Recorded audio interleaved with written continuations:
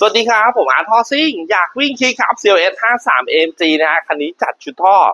Euro Art Exhaust หลัง Cashback นะฮะเนื่องจากเป็นรถปี 22 ทำเดาไปไม่ได้นะก็เรียกว่าเซตใหม่ไม่ว่าจะเป็นเดินท่อฟูลขยายท่อหม้อ Euro Art Exhaust เดินทำหมดทุกอย่างนะยกเว้นเดาไปนะสเต็ปนี้สำหรับรถปี 22 เสียงก็กำลังดีนะนุ่มๆไม่โหดเกินแล้วก็